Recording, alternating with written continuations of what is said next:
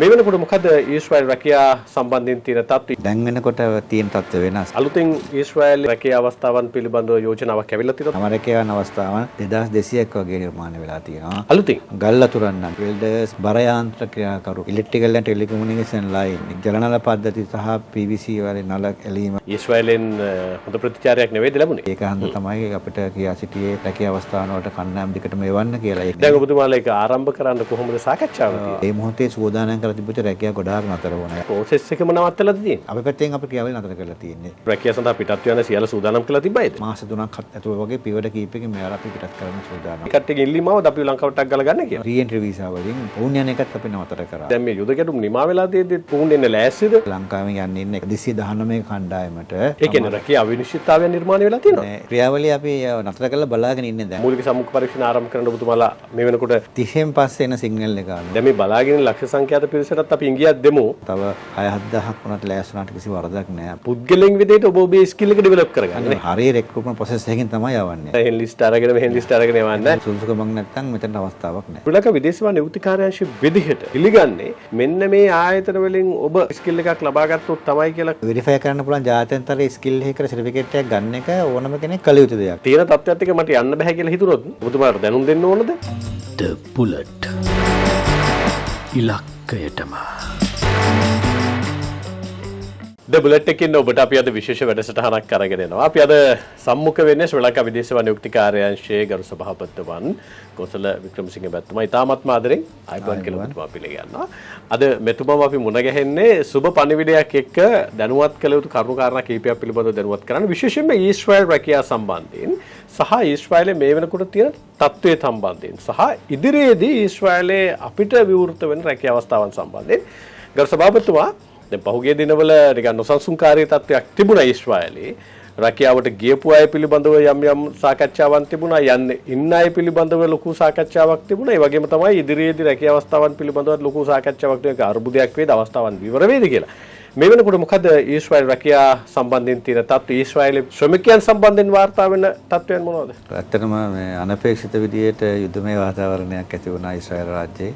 දැන් වෙනකොට තියෙන තත්ත්ව වෙනස්. නමුත් මීට දවස් 3-4කට කලින් ඇතිවෙච්ච තත්ත්වය ඉතා අනපේක්ෂිත එකක්. අපි බලාපොරොත්තු වුණා මේක සංයමයට විසඳෙයි කියලා. නමුත් සමහර අවස්ථාන්වල අදහස් පළ වුණා මේක දිගු කාලීන ඇති වෙන යුද්ධයක් අතුකා වර්ධනය වෙයි කියලා. සිදුවීම වාර්තා වෙන්න ගත්තට පස්සේ අපි යහුසුල ක්‍රියාත්මක වුණා. විශේෂයෙන් විදේශ කටයුතු අමාත්‍යාංශය, විදේශ කටයුතු අමාත්‍ය, නියෝජ්‍ය අමාත්‍ය තුමාලා යහුසුල මැදිහත් වුණා. තානාපති කාර්යාලයේ තානාපතිතුමා ඊශ්‍රායලයේ මැදිහත් වෙලා අපේ ශ්‍රී ලාංකික ශ්‍රමිකයන්ගේ සුරක්ෂිතභාවය ගැන විශේෂ අවධානයක් යොමු කරලා හැමතෙම මැසේජ් දීලා විශේෂයෙන් පීබා ආයතනය හරහා දැනුවත් කිරීම කරලා ශ්‍රී ලාංකිකයන් මේ වෙනකොට 20000කට 22000ක වගේ ආසන ප්‍රමාණය ලංකාවේ ඉන්නවා. ඉතින් අපිට වාර්තා වුණා 6 දෙනෙක් 5 දෙනෙක් වගේ තමයි යම් සුළු තුවාල ලැබුවේ. ඒ වුණාම ජීවිත හානි වාර්තා වුණේ නැහැ. ඒ හැම අවස්ථාවකදීම තානාපතිතුමා පෞද්ගලික මැදිහත් වෙලා යහුසුල ක්‍රියාත්මක වුණා. ඉතින් අපි සතුටු දනවන කාරණාවක් ශ්‍රී ලාංකිකයන් සහ රටේ මේ මොහොතේ යුද්ධයේදී ජීවිත හානි වෙච්ච ප්‍රමාණය තාවමයි. ඉතින් අපි ඒකෙදි සන්තෝෂ වෙනවා රටක් වශයෙන් සහ අපේ රටේ ශ්‍රමිකයන් වශයෙන් ඒ ආරක්ෂාව සම්බන්ධයෙන් අපි ඉතාමත්ම සතුටුයි යම් ප්‍රමාණයකට හෝ සුළු තුවාල වලින් පමණක් මේක නතර කරගන්න ලැබිච්ච එක ගැන. හැබැයි අපි ඒ සිදුවීමත් එක්ක තීරණයකට ආවා. විශේෂ අමාත්‍යතුමාගේ විශේෂ මැදිහත් වීමක් කළා. වහාම රැකියා සඳහා යවන සහ ඒ අදාළ ක්‍රියාන්විතය නතර කරන්න කියලා නැවත දැනුම් දෙනතුරු. හැබැයි ඊශ්‍රායල් රජය ඒ සම්බන්ධයෙන් අදහස හිටියේ වෙන එකක්. එයාලා සියලුම රැකියා ඇනවුම් සහ ක්‍රියාත්මක වෙච්ච ක්‍රමවේදය දිගටම ක්‍රියාත්මක කරන්න විධානයක් තමයි අපට දුන්නේ. නමුත් ඒ කියන්නේ දැන් මේ පැත්තෙන් අපි ශ්‍රමිකයන් යවනවා කියලා කිව්වට පස්සේ යවන එක නවත්තනවා කියලා කිව්වට පස්සේ ඊශ්‍රායලෙන් හොඳ ප්‍රතිචාරයක් නෙවෙයිද ලැබුණේ? නෑ ඔවුන් එක එතරම් සැලකුවීම ලක් කරේ නෑ. මොකද ඔවුන් යුද්ධමය වාතාවරණය තුළ ඔවුන්ගේ අත්දැකීම් ඇති වෙනස් ආකාරය සහ ඔවුන් හිතනවා ඇති යුද්ධමය වාතාවරණයේ තිබුණත් ඒ රටේ ඉදිකිරීම් කර්මාන්තය සහ අදාළ ශේෂ ව්‍යාපාර රට පවත්වාගෙන යා යුතුයි කියන එක බොහෝ විට ඊශ්‍රායල පලස්තීන ගැටුමෙන් පස්සේ විදේශ ශ්‍රමිකයන් මත තමයි ආර්ථිකය දැන් ගොඩාක් ක්‍රියාත්මක වෙන්නේ. ඉතින් එක පැත්තකින් යුද්ධයක් තියෙද්දී රටේ එදිනෙදා ආර්ථික ක්‍රියාවලියත් කඩාකප්පල් කරගන්න ඒතුමන්ට අවස්ථාවක් නැති වෙති. ඒක හන්ද තමයි අපිට කියා සිටියේ රැකියා අවස්ථාන වලට කණ්ඩායම් දෙකටම එවන්න කියලා. ඒ කෙසේ වෙතත් ශ්‍රී ලංකාව වශයෙන් රජයක් වශයෙන් අපගේ ශ්‍රී ලාංකිකයන්ගේ ආරක්ෂාව ගැන වගකීම අපිට තියෙන හින්දා අපේ රජය විදේශ කටයුතු අමාත්‍යාංශය සහ අමාත්‍යතුමා විශේෂ අපිට මැදිහත් වීමක් කර සාකච්ඡාවට කීපයක් අපර තියලා විධානයක් අපර දුන්නා වහාම ක්‍රියාත්මක පරිදි නැවත දැනුම් මේ ක්‍රියාවලිය නතර කරන්න කියලා. දැනටත් නවත්තලාද තියෙන්නේ? දැනටත් මේ නවත්තලා තියෙන්නේ. දැන් ඔබතුමාලා ඒක ආරම්භ කරන්න කොහොමද සාකච්ඡාව තියෙන්නේ? ආරම්භ කරන්න කියන එක සාකච්ඡාව අපි නිතරම දවස් දෙකකට සැරයක් විතර සාකච්ඡාවක් අපි කරමින් ඉන්නවා. ඒකෙදී මේ වෙනකොට තත්ත්වය ඊශ්‍රායලයේ පැත්තෙන් අපට වාර්තා කරලා තියෙනවා. යම්කිසි පීස් ඇග්‍රීමන්ට් එකකට යන මට්ටමක් තියෙන්නේ. සාකච්ඡාවක් අතර යුද්ධය මේ වෙනකොට නතර වෙලා තියෙන්නේ. හැබැයි තාම එයාපෝට් හරහා එයාපෝට් විවෘත වුණාට ගුවන් ගමන් තාම ක්‍රියාත්මක වෙන්නේ නැහැ. මොකද මේ තත්ත්වයත් එක්ක ජුනි මාසේ 30 වෙනකන් ගුවන් ගමන් කලාප වැහෙනවා කියන කතාවත් එක්ක සහ පණිවිඩයත් එක්ක ඒ රටට යන එන සියලුම ගුවන් ගමන් වාර අදාළ ආසන රටවල් වලට ෂෙඩියුල් කරලා ඉවරයි. එතකොට 30 වෙනකම් ෆ්ලයිට් වැඩ කරන්නේ නැහැ කියන අදහස තමයි අපිට තියෙන්නේ. ඒක තමයි අපේ අවබෝධය. 30න් පස්සේ යනවටත් ඊරට ගුවන් ගමන් පටන් ගන්නීවි කියන එක තියෙන්නේ. ඒ ගුවන් ගමන් පටන් ගත්තත් නැතත් විදේශ කටයුතු අමාත්‍යාංශයෙන් අපිට විශේෂ ස්ථිර පණිවිඩයක් ඕනේ මේ ගමන් මේ ක්‍රියාවලිය පටන් ගන්න. මොකද විගමනික ප්‍රජාව යවුවාට පමණක් හිතන්න බෑ. රටේ ආරක්ෂාව, ජාතික ආරක්ෂාව, ජාතිය මිනිසුන්ගේ ආරක්ෂාව වගේ දේවල් විශාල ජාත්‍යන්තර කර්තව්‍ය නිසා ඒ සම්බන්ධයෙන් අපේ විධානකේ බලාපොරොත්තු වෙනවා දැනට නැවතිලා තියෙන්නේ. ඒ නැවතීමත් එක ගත්තොත් යම්කිසි මේ මොහොතේ සූදානම් කරලා තිබුච්ච රැකියාව ගොඩාක් නතර වුණා. ඔව් ගරු සභාපතිතුමා දැන් ඔබතුමාලා මේ වෙනකොට ඊශ්‍රායලයේ ශ්‍රමිකයන් යවන එක නවත්තලා තියෙනවා කියලා කියන්නේ ප්‍රොසෙස් එකම නවත්තලාද තියෙන්නේ? මේ ක්‍රියාවලිය පටන් ගන්නකොට අතනමදට ඇවිල්ලා ක්‍රියාත්මක වෙමින් තිබිච්ච ඉන්ටු ප්‍රොසෙස් එක අපි ක්‍රියාත්මක කරන එක කරලා සූදානම් කරලා තිබ්බට අලුතෙන් අපිට දැන් ඇවිල්ලා තියෙන ඇනුවම් වලට ක්‍රියාත්මක එක නතර කරලා තියෙනවා. ඒ කියන්නේ ඒ වෙලාවේ ගත්ත තීන්දුව නෝ සියල්ල නවත්තලා තියෙන්නේ తాවකාලිකව. තාවකාලිකව නවත්තලා තියෙන්නේ. ඒකෙදී ඔබ කිව්වොත් හොටෙල් ඇන්ඩ් හවුස් කීපර්ස්ලා මේ වෙනකොට 50ක් වගේ ජන ලෑස්ති වෙලා ඉන්නවා. ඒ 50 නතර කරලා තියෙන්නේ. රෙස්ටොරන්ට් වර්කර්ස්ලා ගත්තොත් 90ක් විතර නතර කරලා තියෙන්නේ. කන්ස්ට්‍රක්ෂන් සෙක්ටර් එකේ තියෙනවා 250යි 400 500ක් විතර නතර වෙලා තියෙන මේ වෙනකොට. ඉන්ෆ්‍රාස්ට්‍රක්චර් 150කුත් රිනෝවේෂන් 300කුත් වගේ ඉතා විශාල ක්‍රියාවලියක් අපි නතර කරලා තියෙනවා. ඒ කියන්නේ මේ ඊශ්‍රායල් රැකියාව සඳහා පිටත් යන සියල්ල සූදානම් කරලා තිබ්බයිද? සියල්ල number of job seekers සියල්ල රැකියාව බලාපොරොත්තු වෙමින් ඉන්නේ. අපි පැත්තෙන් අපි ක්‍රියාවලිය නතර කරලා තියෙන්නේ. ඒකට යාලා ජූනි 30න් පස්සේ මේ ක්‍රියාවලිය පටන් ගත්තට පස්සේ පීවර කීපයකින් එක මොහොතේ මේ ගන්නම යන්න නෙවෙයි. මාස 3ක් ඇතුළත වගේ පීවර කීපයකින් මේවලා අපි පිටත් කරන්න සූදානම්.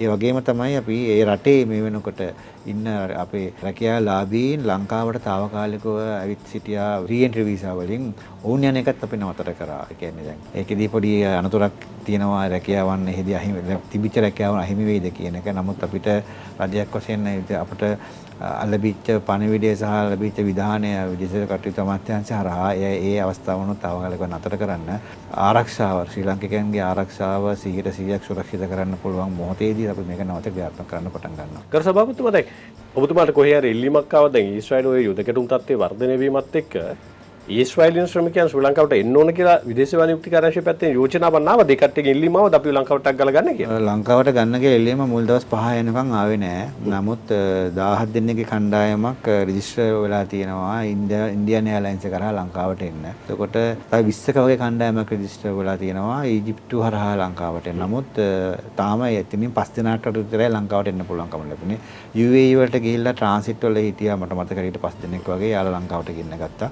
අර ඊශ්‍රායලයේ හිටිය කණ්ඩායම් වලින් අපි තුමු 40ක් විතර ලෑස්ති ලංකාවට එන්න. නමුත් ඒකෙන් 5ක් වගේ තමයි එන්න පුළුවන් උනේ. දැන් මේ සාම තත්ත්වය ඇති වෙලා තියෙද්දි දැන් මේ යුද ගැටුම් නිමා වෙලා තියෙද්දි උන් එන්න ලෑස්තිද?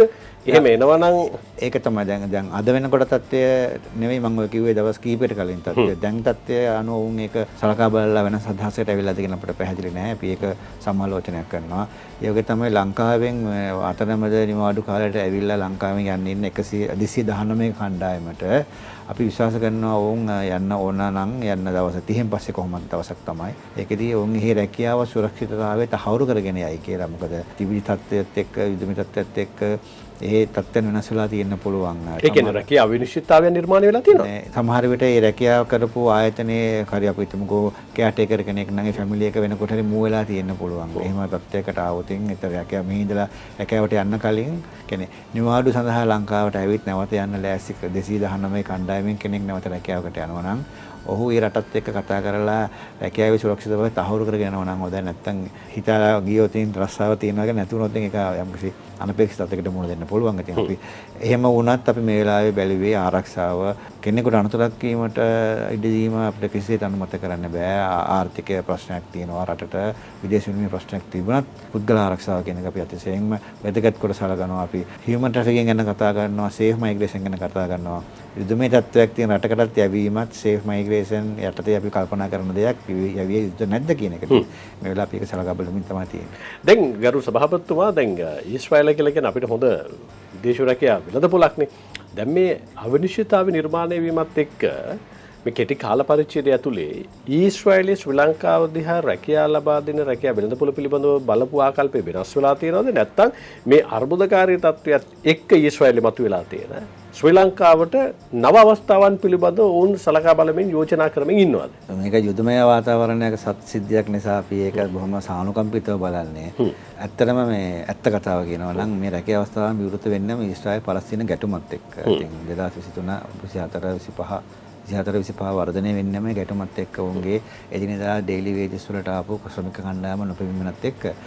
ඉතින් යුදමය වාතාවරණය නිසා ඇතිවෙච්ච යම්කිසි හානියක් රටේ තියෙනවා නම් එය රිකවර් කරගන්නත් උන්ට කලින් ආපු පලස්තීන කණ්ඩායමෙන් කොහොමත් කරන්න වෙන්නේ නැහැ. එයාලා තාමත් ඒ රටට එන්නේ නැහැ. ඒ තත්ත්වයට එක්ක පාලනයක් සහ ගැටුම අභ්‍යන්තර කෙනෙක් අතර ගැටුමක් තියෙන නිසා යුද්ධයෙන් පස්සේ අපිට යම්කිසි ප්‍රෙඩික්ෂන් එකක් තියෙනවා මේක තවදුරටත් රැකියාව අවස්ථාවන් වර්ධනය වීමේ ඉඩක් තමයි තියෙන්නේ. ඔව් අපි දන්නවා දැන් අපේ උතුරු නැගෙනහිර යුද්ධය තිබිලා ඒක නිමා වුණාට පස්සේ අපි ලොකු බරක් දැම්මනේ නැවත ඉදිකිරීම කරන්න එහෙම නේද? ඒ වගේ යලි අවස්ථාවක් නිර්මාණය වෙනවා. අනිවාර්යෙන් එහෙම එකක් වෙයි කියලා අපි බලාපොරොත්තු වෙනවා. ඒක අපි ඉතින් ජාත්‍යන්තර කර්තව්‍යයක්. මේ රට ගොඩනැගීම අවශ්‍යතාවයට අපි දෙන සහායයක් සහ අපේ රටේ ආර්ථික ප්‍රශ්නයටත් අපේ ගාව ශ්‍රමිකයන් ඉන්නවා නම් ඔවුන් විශ්වාස කරන ශ්‍රමිකයන් ලෝකයට යැවීමෙන් කීර්ති නාමයක් සහ ජාත්‍යන්තර වෙළඳපොළ ඉඩක් අත්පත් කරගන්න ඉන්න රටක් වශයෙන් එම අවස්ථාවක් આવුතින් ආරක්ෂාවට යටත් කොට මෙසේ ආරක්ෂාවට යටත් කොට ඒ අවස්ථාවන් අපි ලබා ගන්න උත්සාහ කරනවා. දැනට ඔබතුමාලට අලුතෙන් ඊශ්‍රායලයේ මේ පවතින තත්ත්වයක් එක්ක රැකියාව අවස්ථාවන් පිළිබඳව යෝජනාවක් ඇවිල්ලා තියෙනවද ගරු සභාපතිතුමා? ඊශ්‍රායල යුද්ධයෙන් පස්සේ ආපු රැකියාවක් නෙවෙයි මෑතක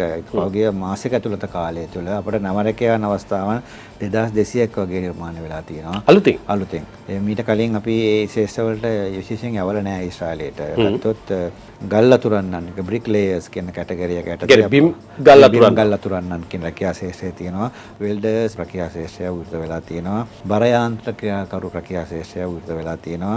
ඊළඟට තමයි ඉලෙක්ට්‍රිකල් ඇන්ඩ් ටෙලිකමියුනිකේෂන් ලයින්, ඒ කියන්නේ රැහන් පද්ධති ඉලීම වගේ රැකියාවන් කාර්මික රැකියාවන් නිර්මාණය වෙලා තියෙනවා. වෝටර් ඇන්ඩ් සිවරේජ් ලයින් ලේයින් කියන ජලනල පද්ධති සහ PVC වලින් නල ඇලීම වගේ රැකියාවන් නිර්මාණය වෙලා තියෙනවා. ඒ වගේ රැකියා කාණ්ඩ 5ක් නිර්මාණය වෙලා තියෙනවා 2000කට ආසන්න ප්‍රමාණයක රැකියාවන් එකතු. අලුතින්. ඉතින් අපි මේක ක්‍රියාත්මක වෙන්න ගත්තේ යුද්ධයට කලින්.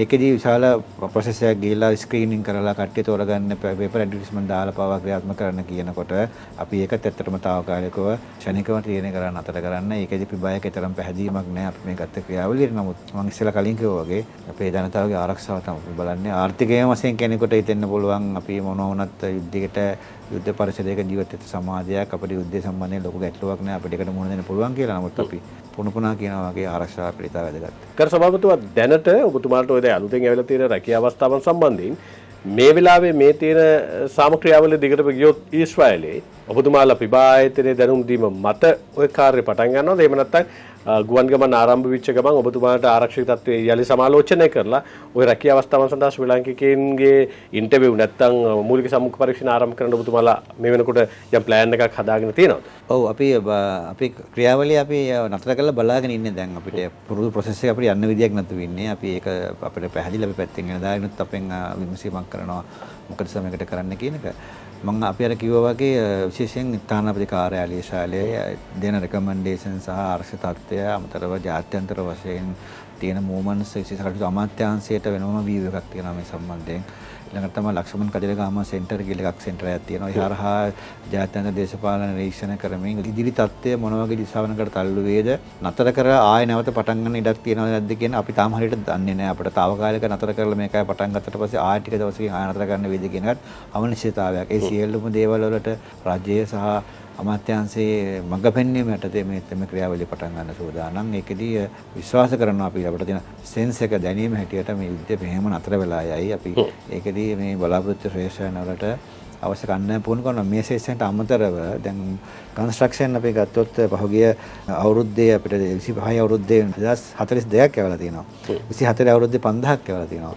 ඉතින් යුද්ධකදී ප්‍රධාන වශයෙන් බලපාන ශේෂ්ත්‍රය තමයි දිකිරීම ශේෂ්ත්‍රය. හානිදායක වෙන්නේ ගොඩනැගිලි වලට, ඉන්ෆ්‍රාස්ට්‍රක්චර් වලට. අපිට තියෙන අදහස අනුව ඉදිරියේදී දැවන්ත විදියට ශ්‍රමිකයන් ඕන වෙන අවස්ථාවක් එනවා. ඒකට අපි තාම ඒ ගැන ඉතින් හරියන්නේ නැහැ නේ හිතන්නේ එහෙම හම්බ වෙයි කියලා. නෑ හැබැයි දැන් අපිට කලින් ඊශ්‍රායල් නියෝජිතවරිය අර රැකියා සම්බන්ධීකරණ නියෝජිතවරිය මුණ ගැහිච්ච වෙලාවේ මේ යුද තත්ත්වය ඇති වෙන්න කලින් අය කිව්වා තව 5000ක් ඊශ්‍රායල්ට ඕන කියලා.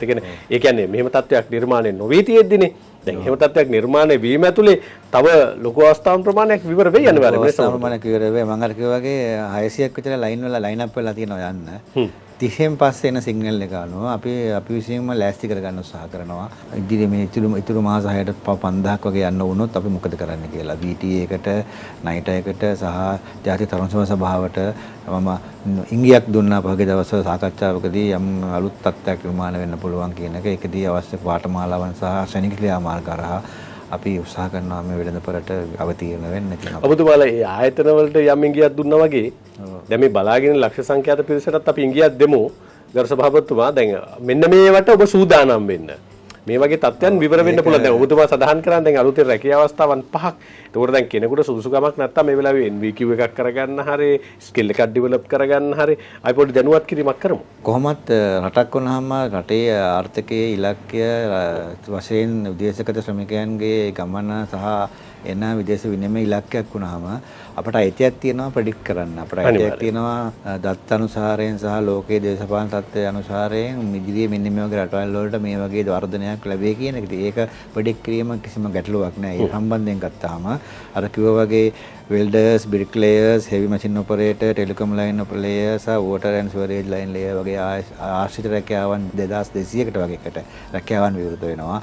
යම්කිසි ශ්‍රේෂ්ඨයකට ඔබට ඒ සම්බන්ධයෙන් රටේ ප්‍රොෆෙසියන්ට ලෑස්තිවීමක් කරන්න අවශ්‍ය නම් අනිවාර්යෙන් ඉඩක් තියෙනවා. ඊට අමතරව කන්ස්ට්‍රක්ෂන් සෙක්ටර් එක මම හිතනවා තව 6-7000ක් වුණත් ලෑස්ති වුණාට කිසි වරදක් නැහැ අපිට. ඒ කියන්නේ පුද්ගලයන් විදිහට ඔබ ඔබේ ස්කිල් එක ඩෙවලොප් කරගන්න නේ. අනිවාර්යයෙන්. කොහොමත් අපිට කියන්න තියෙනවා මේ අපි හරිය රෙක්රුට්මන්ට් ප්‍රොසෙස් එකකින් තමයි යවන්නේ. ඉතිහාසය නැවත පුනරාවර්තනය වෙන්නේ. කොච්චර යුදයක් ආවත් කොච්චර ගැටලුවක් ආවත් බස් වලින් පටවලා ගෙනල්ලා බලහත්කාරයෙන් යවන සූදානමක් අපි කරන්නේ නැහැ. අපිට ඕනේ මේ මොහොතට ක්‍රියාත්මක වෙලා මේ මොහොතට අවශ්‍ය ශ්‍රමිකයන් සැපීම වගේම මේ ශ්‍රේෂ්ඨ දිගු කාලීනව රටක් වශයෙන් කීර්තිමත්ව පවත්වාගෙන යන්න.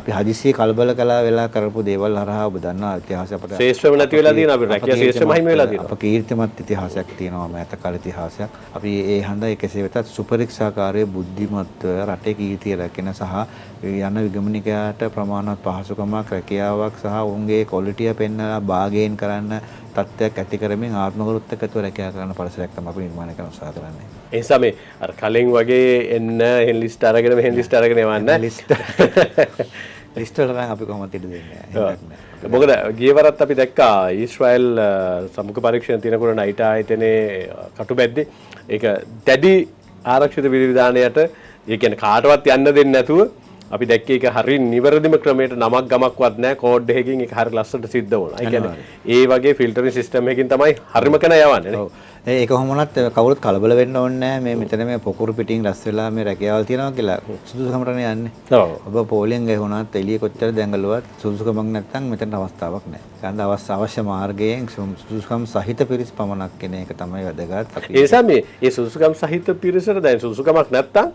දැන් හදාගන්න නේද? අනිවාර්යෙන් සුදුසුකමක් හදාගන්න ඕනේ. දැන් මේ අපි හිතමුකෝ දැන් මේ රැකියාවන් 2025 රැකියාවන් විතර නෙවෙයි 26 27 28 ඉදිරි අවුරුදු 5-6කට මේ රැකියාවන් වර්ධනය වීම දිගටම තියෙයි ඊශ්‍රායල් හරහා. එතකොට ඒකදී ඔබ සැලසුම් කරනවා නම් ඔබ අනාගත ජීවිතයේ ඔබ මාසයක් පුහුණු වගේ මාස 6ක් අවුරුද්දක් මේ අදාළ ශ්‍රේෂ්ඨයක පුහුණු වීමෙන් කිසිම හානියක් වෙන්නේ නැහැ. ඒ කියන්නේ එක තැනකදී ස්කිල් එක හදාගන්න අනිත් පැත්තෙන් භාෂාව ප්‍රවර්ධනය කරගන්න නේද?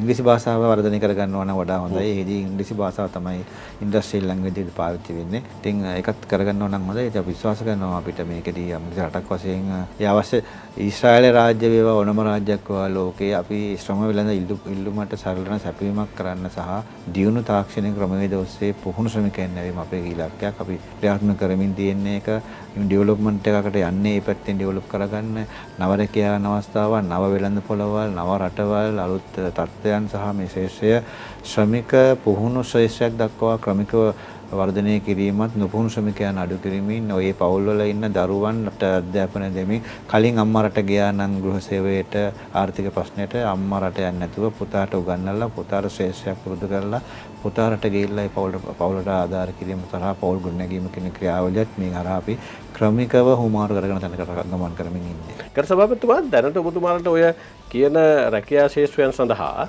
මේ වෙලාවේ ලොකු ඉල්ලුමක් ආවොත් දැන් ඔබතුමාලා ජාතික තරුණ සේවා සභාව VTA එක ඔබතුමාලා ඒ අදාළ ආයතනයත් එක්ක යම් ආකාරයක සාකච්ඡාවක් ඇති වුණා අනාගතයේ මේ වගේ නිර්මාණය වෙයි ඔබ සූදානම් වෙන්න කියලා. ඒ ආයතන වල දැන් කවුරු හරි ඔය කියන ස්කිල් එක ඩෙවලොප් කරගන්න ඕන කියලා හිතුනොත් ශ්‍රී ලංකා විදේශ සේවා නියුක්ති කාර්යාංශ විදිහට මේ සඳහා ශ්‍රමිකයන් හරි පුහුණු අය හරි බඳව ගන්න හරි ඒ අයගේ සර්ටිෆිකේට් හරි අපි පිළිගන්නේ මෙන්න මේ ආයතන වලින් ඔබ යම් ආකාරයක ස්කිල් එකක් ලබා ගත්තොත් තමයි කියලා කොතනකදී හරි ඔබතුමාලා තීන්දුවක් කරන් තියනවද නැත්නම් පුහුණු ආයතනත් එක්ක බද්ධ වීමක් තියනවද? පුහුණු ආයතනත් එක්ක අපි දැන් සමහර ශේෂවලට ස්කිල් එකක් බලන්නේ NEQ හරහා ප්‍රයිවට් ට්‍රේනින් සෙන්ටර්ස් පවා ලංකාවේ තියෙන මම එයා ඩිමෝට් කරන්න ලකුවට මට අවස්ථාවකුත් නැහැ.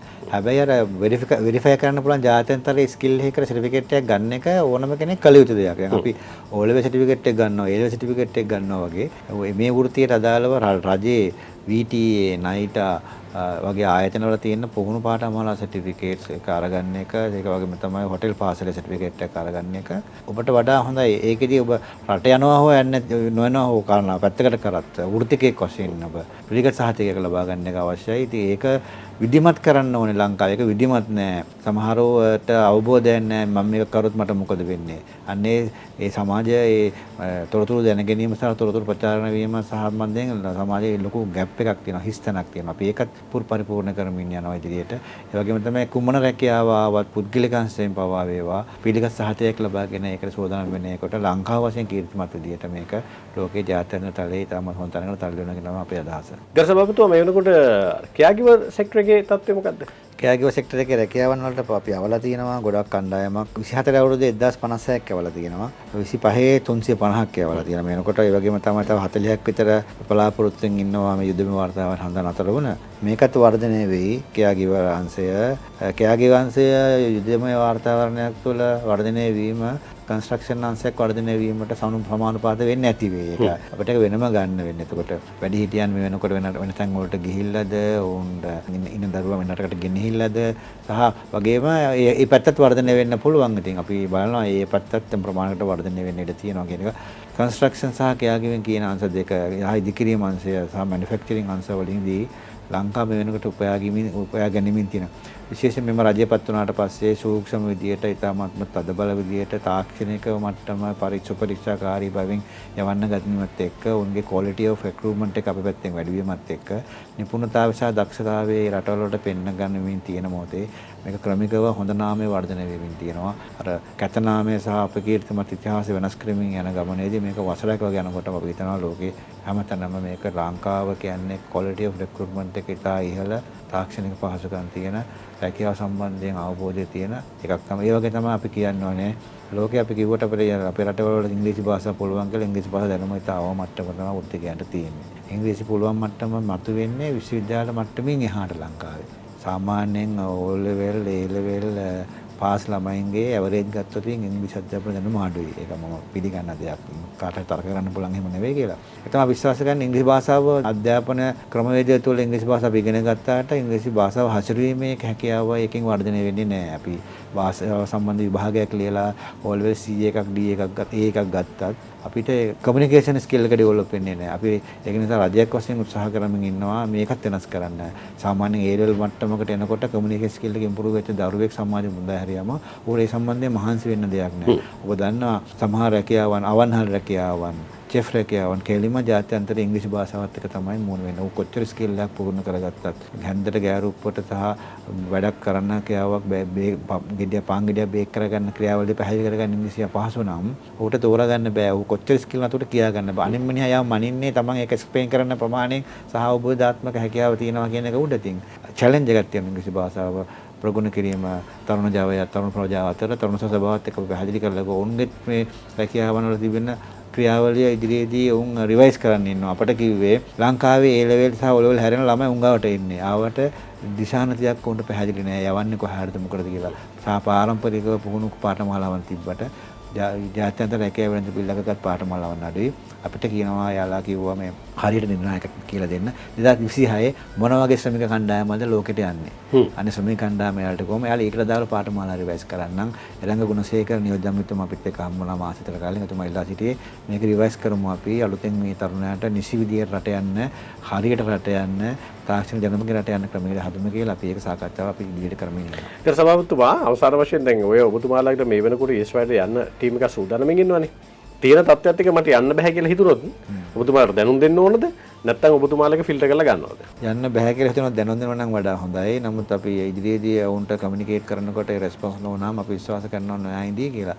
ඉතින් ආරක්ෂිතත්වයේ තහවුරු අපි යන්න ඒක තව එක පැත්තක්. කෙනෙක් රැකියාවකට යන්න කියලා අපි දැන් කිව්වොත් ඔහුට දිගිඩියාවක් එන්න පුළුවන්. මම යන්නේ අනාරක්ෂිත ආරක්ෂිත කියලා. අපි මේක කියන්නම් ආරක්ෂිතත්වයේ ඉහළම තැනකට ආවම. එතකොට අපි කමිට්මන්ට් එකක් දෙනවා. අපි ප්‍රොන්දුවක් කරනවා රටට අපේ ශ්‍රමිකයෙක් එනවා කියලා. ඒ එන්න කෙනා දෙගිඩියාවෙන් ලක් නොවි හරියට තීරණ ගන්න පුළුවන් දවසක අපි මේක යවනවා. එතකොට ලංකාවේ ශ්‍රමිකයාට දෙගිඩියාවකට යන්න හේතුවක් නැහැ.